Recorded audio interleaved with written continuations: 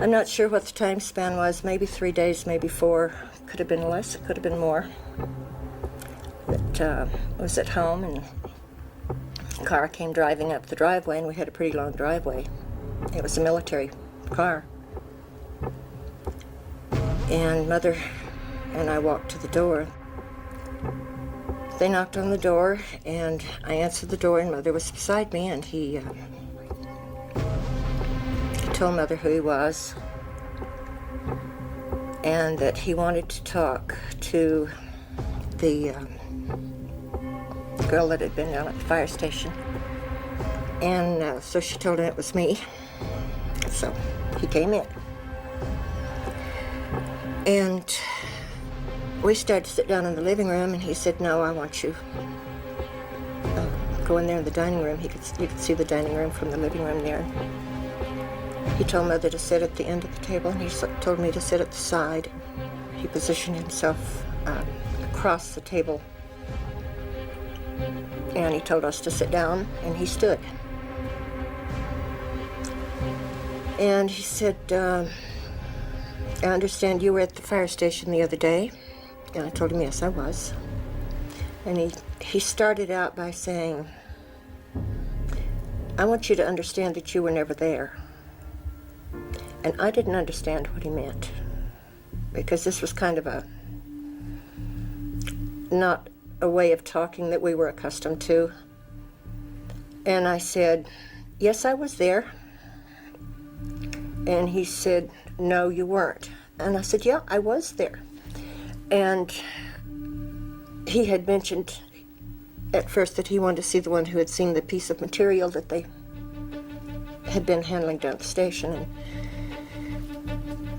I said, "Yes, I did handle it." And he started emphasizing, "No, you didn't." Well, my mother was pretty strict, and we didn't lie. So I'm insistent that, yes, I saw it, yes, I held it.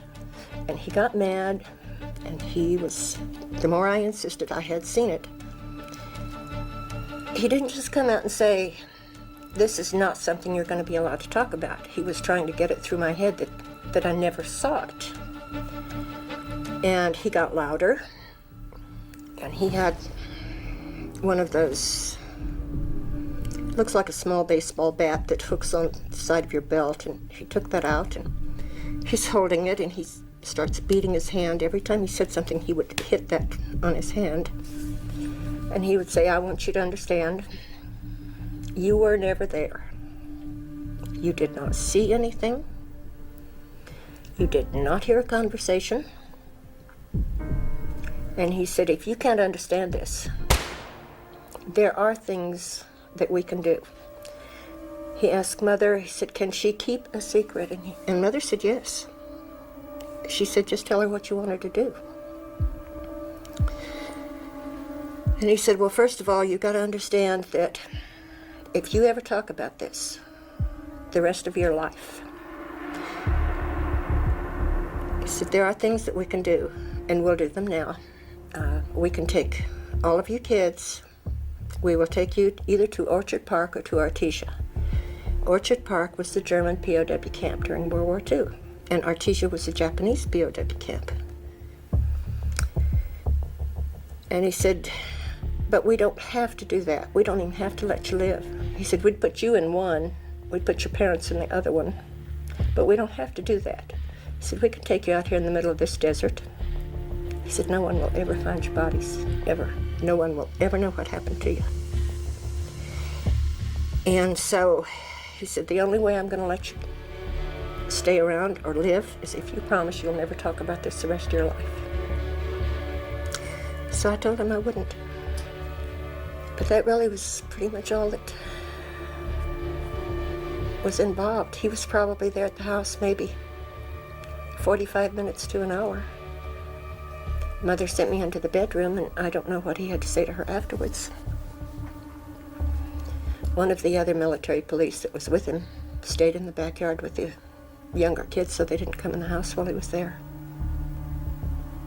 And I never discussed it again until recently. And I'm sorry, someday I will get over it. I haven't yet. Your mother must have had a hard time explaining to you. Obviously, you were raised to be honest. She never talked to us about it. Never. It was never mentioned again. From the time you came walking out of your bedroom. From the time I went to the bedroom until the day she died, we never mentioned it. There was no conversation. What about your father? I never talked to him about it either. I'm sure they must have talked to him down at the station. He must have gotten a good talking to. I imagine he did. Excuse me just a moment. That's okay. That's okay. Frank, you want a drink?